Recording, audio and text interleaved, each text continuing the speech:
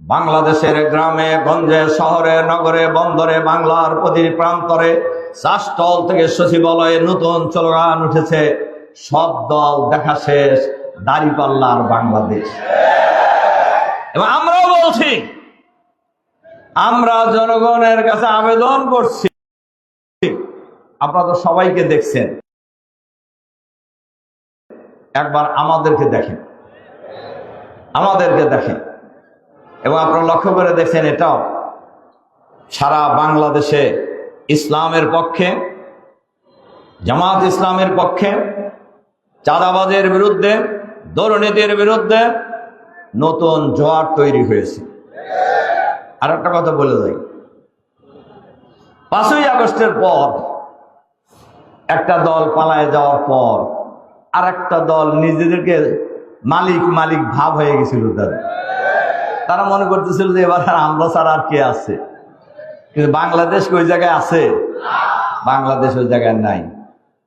সেই দলের একজন সিনিয়র নেতাকে ঢাকা বিশ্ববিদ্যালয়, প্রাচ্যের অক্সফোর্ড খ্যাত, বাংলাদেশের সেকেন্ড পার্লামেন্ট খ্যাত, ডাকসু নির্বাচনের আগে সাংবাদিকরা জিজ্ঞাসা করেছিলেন যে আর 3 দিন পরে ডাকসু নির্বাচন, কি বুঝতেছেন?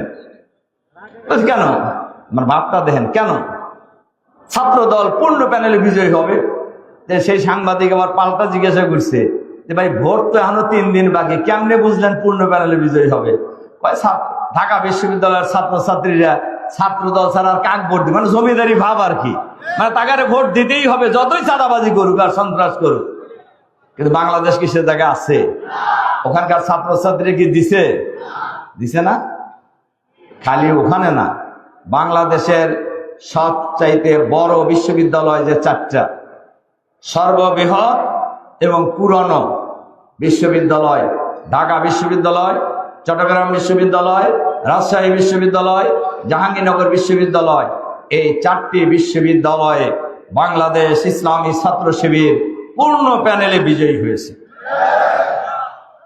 এবং ভোটের ব্যবধান কত জানেন? কোথাও 3 গুণ, কোথাও 4 গুণ, কোথাও 5 গুণ। মানুষ পরিবর্তন চাচ্ছে। আমাদের নেতা গোলাম রব্বানী ভাই বলতেছিলেন স্লোগানের কথা, এই স্লোগান দেওয়ার কাম হইতেছে না। ঢাকা বিশ্ববিদ্যালয় নির্বাচনের আগেও তারা বলছিলেন এরা রাজাকার।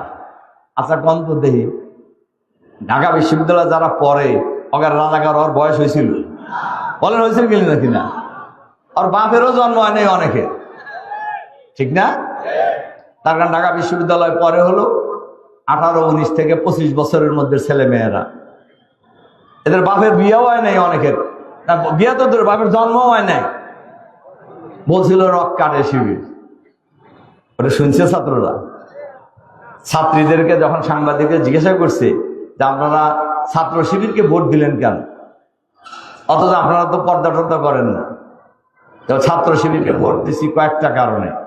1 নাম্বার হলো ছাত্র শিবিরের বিরুদ্ধে তারা যে অভিযোগ আনছিলেন এরা রক কাটে, সন্ত্রাসী, কিন্তু আমরা 1 বছরে ক্যাম্পাসে তার নমুনা কিছুই দেখিনি। 2 নম্বর, ছাত্র শিবিরের ছেলেরা মেধাবী। 3 নম্বর, ছাত্র শিবিরের ছেলেরা ভদ্র।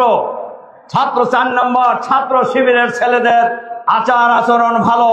5 নম্বর, ছাত্র শিবিরের ছেলেরা মেয়েদের ওন্না টাইনা ধরে না। কেন?